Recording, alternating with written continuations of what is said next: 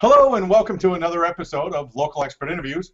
My name's Michael Grady, and tonight we're going to be speaking to Dr. Tre Landrum of Landrum ENT in Ada, Oklahoma. Dr. Landrum is board certified in Otolaryngology and head and neck facial plastic surgery. Dr. Landrum received his specialty training in head and neck facial plastic surgery from Philadelphia College of Osteopathic Medicine. Welcome, Dr. Landrum. Thank you. Dr. Landrum, please tell us a little bit about yourself and your practice in Ada, Oklahoma. Born and raised here in Ada, Oklahoma. Went to Philadelphia, got great training, came back to hometown and taking care of the people I grew up with. I understand that you specialize in allergies. Can you tell our viewers what exactly are allergies? Do a lot with allergies. Allergies are basically your body's immune system going overdrive. It is something that is simple like ragweed that amounts to nothing that your body goes crazy. The best way I like to describe it is it's kind of like killing a fly in your living room with a shotgun. Yeah, you're going to kill the fly, but you're going to do 10 times more damage to that living room than you ever would have just letting the fly go, and certainly not like just killing with a fly swatter. So it's your body's own response. It's not necessarily the ragweed that's causing the problems. It's your body's oversensitivity and over-responsive to that ragweed or whatever you're allergic to. I know allergies are a very common problem, so maybe you can talk to our viewers a little bit about what options are available to treat allergies. In Ada and Oklahoma, they're very common. There's a lot of different medications that you can do.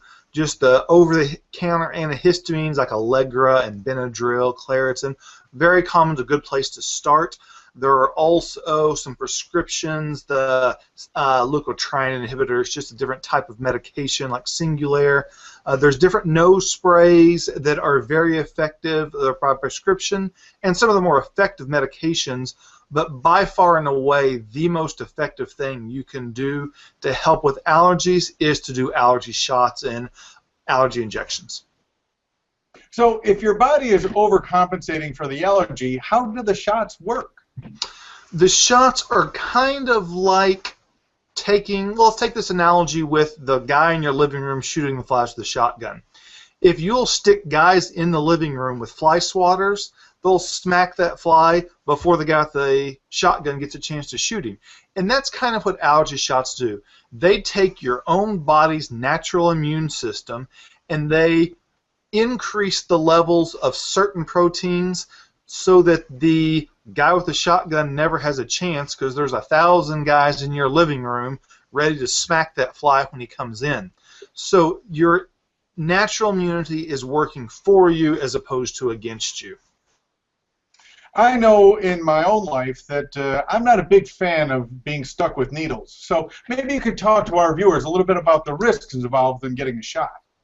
The needles are one of the big things, and that's certainly one of the things that you talk about because it's a lot of shots for the testing, and it's a lot of shots throughout your course. You're going to be getting a shot every week for the first year at least, and there are definite risks. As I said, we'll be getting those shots, and you'll be getting them in my office. The reason for that is because there are inherent risks. I am taking something that you are allergic to, like ragweed or pet dander or cedar, and I'm giving you an actual shot, an injection of that medication or of that antigen. You can have an allergic reaction. In fact, it can be more than just the seasonal runny nose. There are very rarely, but the possibility for an anaphylactic, send you to the emergency room, swelling type reaction. That's why we always do them in the office, and we always have all the safety protocols enabled for that. Now, it's a very rare thing. It is something that is very rarely I've had to send somebody to the emergency room, much less for an anaphylactic reaction, but it is a definite possibility for doing allergy shots.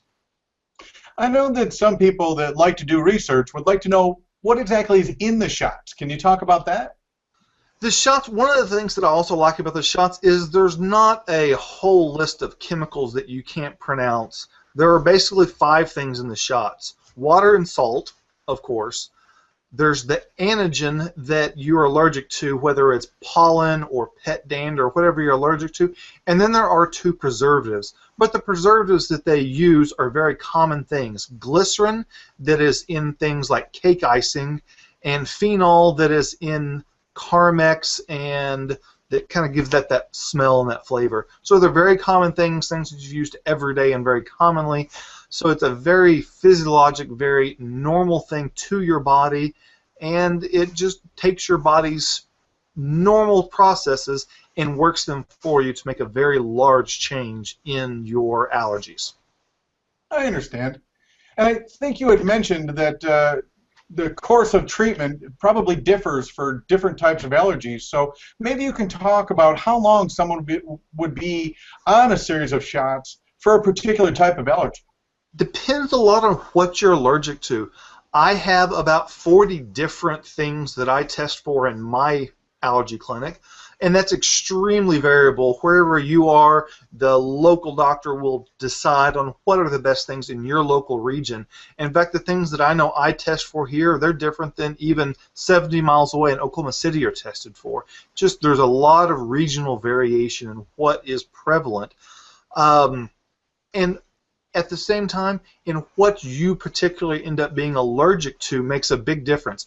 Cedar and ragweed, very, very common, and those are fairly run-of-the-mill treatments.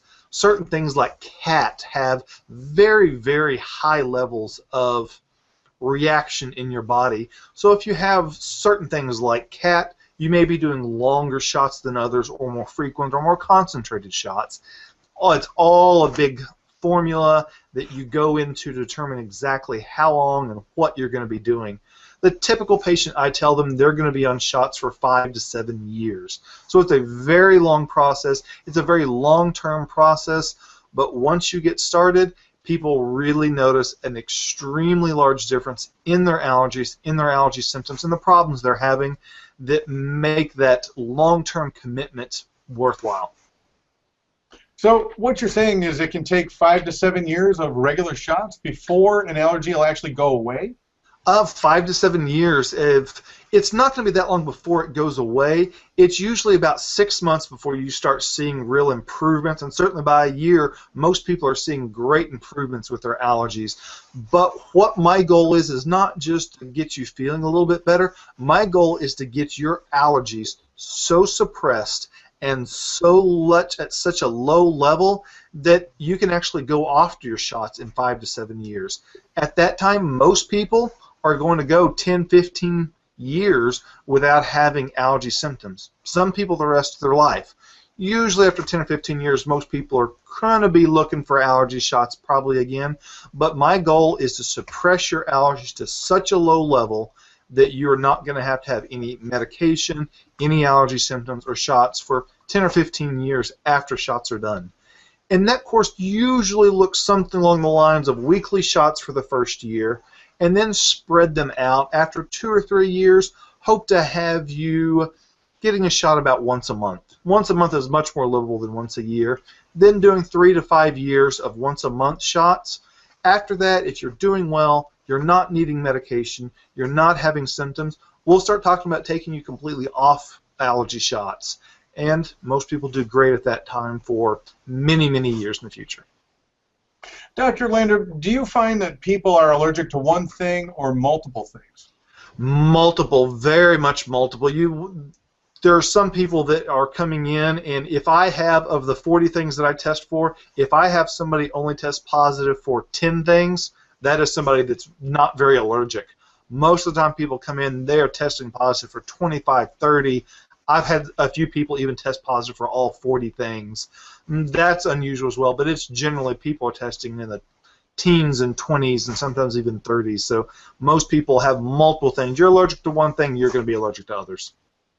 So my next question is as you're going through the process of treating a particular allergies, do you find that sometimes allergies can change over time? They will change somewhat. The allergy injections you're getting are greatly going to change what you're allergic to and how your body's reaction. So as you're exposed to new things over time, you're certainly going to be increasing or decreasing different allergies. So it'll definitely change over time, but for the most part, if you're living in one area and exposed to the same things, mostly the big players are going to be the same year to year, but it can certainly change. It can certainly be variable. That's also why if you come from another area, you're going to get retested. And even if I tested you several years ago and you're wanting to restart shots again, we'll retest you again to see where you are. Certain things may be different, certain things may be higher, and when we're doing something like giving you a shot of what you're allergic to, we want to be exact. Speaking of people moving from one area to the other, I think one of the other questions that we hear a lot of is, why do allergies seem worse in different parts of the year, say winter or fall or spring? Usually what I get with that one is, I think it's allergies. It feels like allergies, but it's worse in January and February, and so it can't be allergies because nothing's alive, nothing's blooming then. Every season has their own allergens. Spring, March, and April, trees go crazy. The cedar trees are enormous around here, but pretty much all the trees are blooming and pollinating. During the summer, you get the grasses start moving in and the grass seeds. Later on in the summer, the grass is still going, but the weeds like ragweeds and thistles, they'll start increasing, and so in the fall you get a large bloom of the weeds, and then as the weeds start dying out, the grasses start dying out, it's colder, people start being inside more, they're not airing out their houses, they're keeping them sealed, they're staying inside more because it's not nice outside, and you see an increase in dust and mold and feathers from your pillow, things like that that are worse during the wintertime. So every season has its own things, and we can talk about what you have, and I can predict what you might or might not be allergic to based on what time of year and what seasons you do have issues. But in the end, we're going to test you for most of them and find out really which ones you're having issues with. Dr. Landrum, you have given our viewers a great deal of information on allergies. I'd like to thank you for being on this interview. No problem. Thank you very much. I do appreciate it. My name's Michael Grady. This has been another episode of Local Expert Interviews. We have been speaking to Dr. Tre Landrum of Landrum ENT in Ada, Oklahoma. If any of our viewers would like to get more information on allergies or other head, neck, and facial problems or issues from Dr. Landrum, please refer to the phone number at the end of the interview. Again, Dr. Landrum, thank you so much. Thank you very much.